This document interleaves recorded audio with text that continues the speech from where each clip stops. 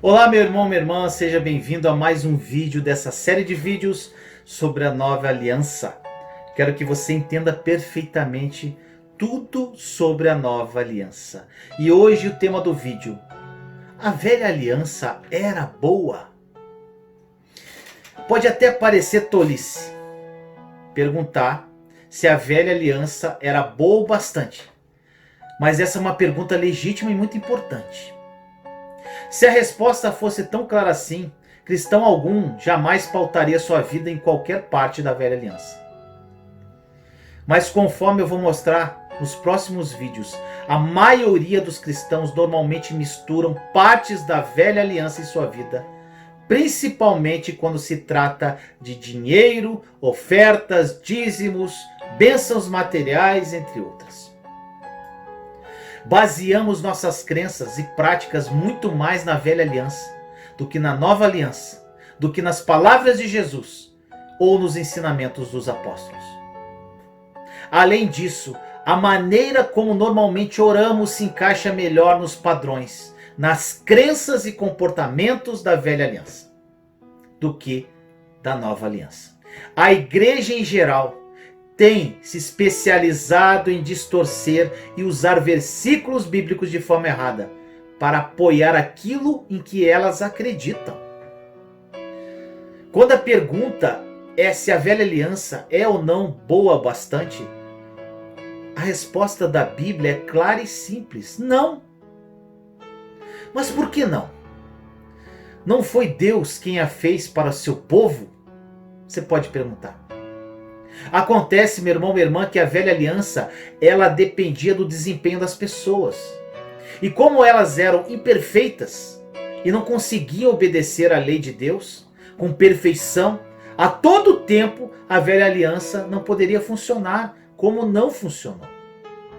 Por causa do pecado de Adão, o homem tinha uma natureza pecaminosa. E com isso, mesmo o melhor dos homens, como Davi ou Moisés, não conseguiam cumprir a velha aliança. Na nova aliança, meu irmão, minha irmã, Cristo trouxe a solução.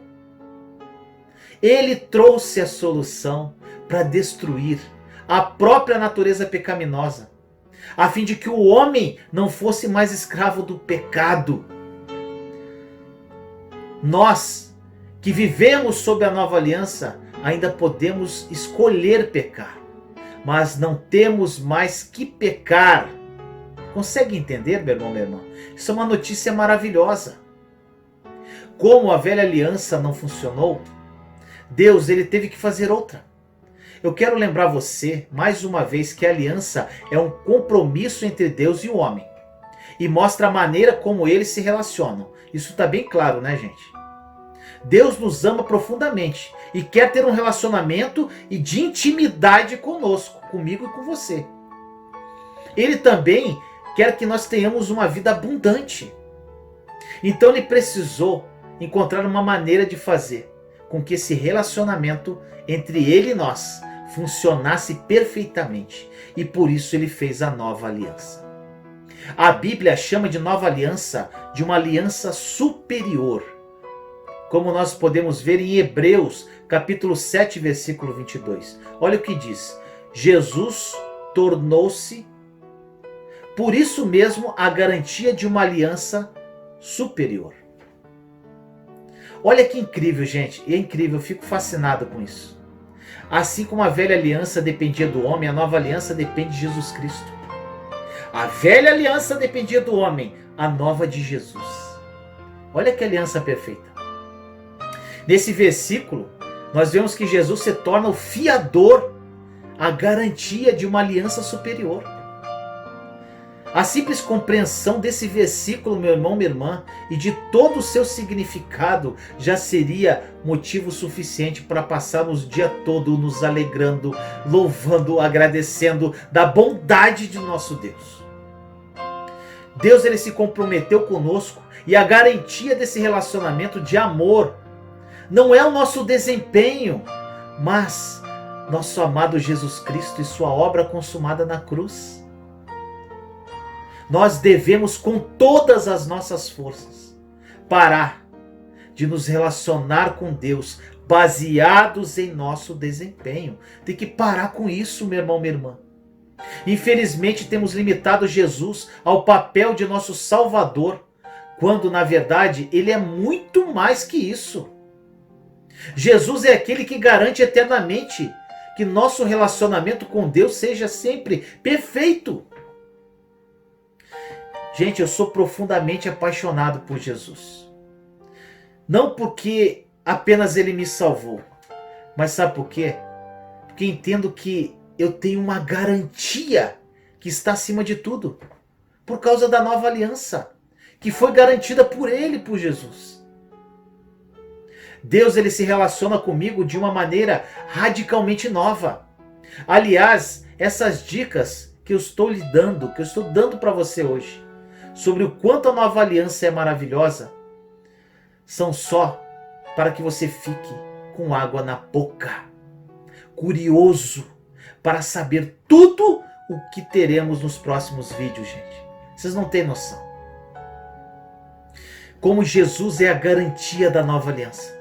A aliança é a maneira como Deus se relaciona conosco. E com isso a gente pode concluir que Deus nunca se relaciona conosco baseado em nossas fraquezas, no nosso passado, nas nossas tentativas de agradá-lo, ou em nossas obras. Apenas na obra consumada de Jesus Cristo. Eu preciso relembrar você, meu irmão, minha irmã, constantemente de que a aliança não é contrato. Acho que isso está claro. Quando Deus fez a aliança conosco, através de Cristo, ele nunca firmou um contrato com ninguém. Mas ele se comprometeu eternamente conosco e por causa da sua perfeita justiça e fidelidade, jamais poderá se livrar desse compromisso. A única maneira pela qual Deus pode se relacionar conosco é através da obra consumada da cruz de Jesus Cristo e de quem somos nele, em Jesus. Outra razão pela qual, gente, a velha aliança não era boa o bastante é porque as promessas eram limitadas e muito condicionais. Olha o que diz em Hebreus 8:6. Agora, porém, o ministério que Jesus recebeu é superior ao deles, assim como também a aliança da qual ele é mediador é superior à antiga, sendo baseada em promessas superiores. Oh, glória! E o que são promessas melhores, meu irmão, minha irmã? Você pode perguntar. Precisamos nos lembrar de que o escritor de Hebreus fez uma comparação entre as duas alianças. Vimos que as promessas da nova aliança são melhores que as da velha. Então, nós precisamos enxergar isso para ver o quanto são melhores. Existem tantas promessas melhores que não caberiam, gente, em centenas de vídeos que eu fizesse. Portanto, eu só vou mostrar algumas promessas da velha aliança e como elas são melhores debaixo da nova aliança. Olha isso. Sob a velha aliança, os pecados eram cobertos, mas jamais eram removidos. Em Hebreus 10:4 diz assim: pois é impossível que o sangue de touros e bodes tire pecados. As pessoas sob a velha aliança tinham que oferecer sacrifício pelos pecados repetidamente. Portanto, o que acontecia? Elas estavam constantemente cientes do pecado e da própria iniquidade delas. Na nova aliança, entretanto, o que aconteceu? O pecado é totalmente removido, como vemos em Hebreus 8:12. Diz assim: porque eu lhes perdoarei a maldade e não me lembrarei mais dos seus pecados. Gente, que promessa é essa? Linda promessa. Da nova aliança, nós recebemos aqui nessa passagem. O nosso pecado não é apenas coberto por um período, mas ele foi totalmente removido para sempre da nossa vida e substituído pela perfeita justiça de Cristo. Gente, nova aliança é maravilhosa. Outro motivo das promessas da velha aliança não serem o bastante é que elas eram apenas de natureza terrena, envolvendo aspectos como saúde, proteção, provisão e assim por diante. Quando nós lemos em Hebreus que temos uma aliança superior com promessas melhores, sabe o que isso significa? Que na nova aliança todas as coisas naturais já nos são dadas. Mas além disso, temos muitas outras promessas de natureza espiritual e eterna. Oh, glória! E essas promessas incluem a morte de nossa natureza pecaminosa, a salvação eterna garantida. Olha o que diz em Gálatas 2:20. Paulo nos diz assim: fui crucificado com Cristo. Assim já não sou quem vive, mas Cristo que vive em mim. A vida que agora vivo no corpo, vivo pela fé no Filho de Deus, que me amou e se entregou por mim. Oh, glória a Deus! E esse versículo ele mostra algo que era absolutamente impossível debaixo da velha aliança. Sob a nova aliança, com as promessas melhores, o próprio Cristo expressa a sua vida através de nós. Nos capítulos 6 e 8 da carta aos Romanos, nós lemos a respeito da maravilhosa vitória que temos sobre o pecado na nova aliança. Olha o que diz, Romanos 6, versículos 1 e 2. Que diremos então? Continuaremos pecando para que a graça aumente? De maneira nenhuma. Nós, os que morremos para o pecado, como podemos continuar vivendo nele? Paulo começa a epístola à igreja de Corinto com uma visão maravilhosa de como Deus vê os seus filhos. Logo no início, no primeiro capítulo, ele nos diz assim, em 1 Coríntios, capítulo 1, versículo 2. A igreja de Deus que está em Corinto, aos santificados em Cristo Jesus e chamados para serem santos, juntamente com todos os que, em toda parte, invocam o nome do nosso Senhor Jesus Cristo, Senhor deles e nosso. Oh, glória! Paulo se referiu a eles como aqueles que são santificados, porque estão em Cristo Jesus. Isso era algo absolutamente impossível debaixo da velha aliança. Ele disse aos coríntios que na nova aliança nós somos criaturas totalmente novas e nos tornamos perfeitamente juntos com Jesus Cristo, em Jesus Cristo. Nada disso era possível sob a velha aliança. Olha o que diz em 2 Coríntios 5,17. 2 Coríntios 5,17. Portanto, se alguém está em Cristo, é nova criação. As coisas antigas já passaram, eis que surgiram coisas novas. Em 2 Coríntios 5,21 diz assim: Deus tornou pecado por nós, aquele que não tinha pecado, para que nele nos tornássemos justiça de Deus.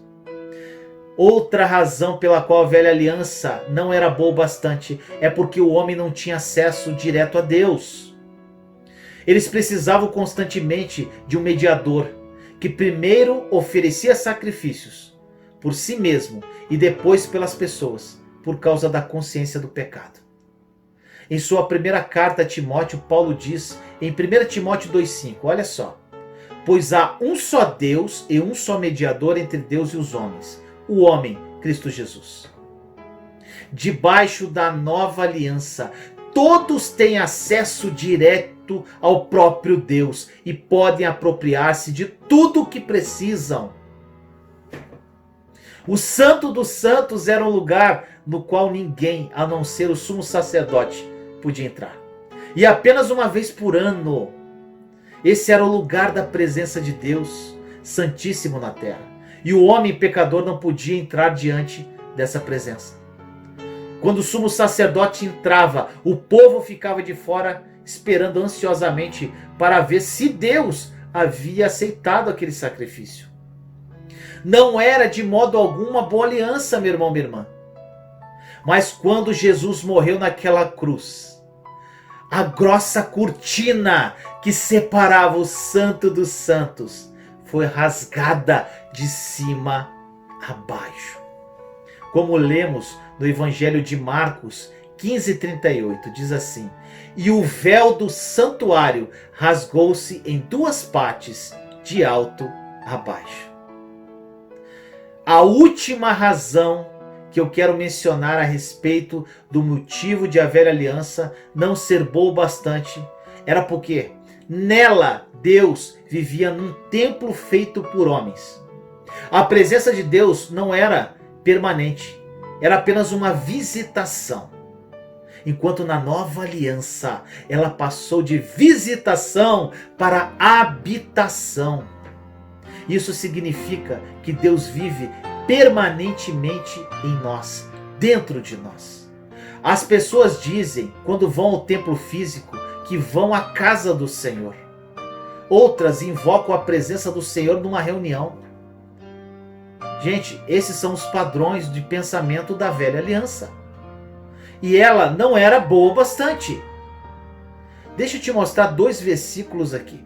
Colossenses 1:27 diz assim: A eles quis Deus dar a conhecer entre os gentios a gloriosa riqueza desse mistério, que é Cristo em vocês, a esperança da glória.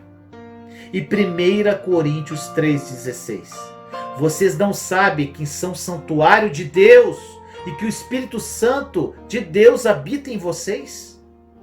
Gente, olha que coisa maravilhosa esses 2 versículos. Cristo fez morada permanente em nós através do Espírito Santo.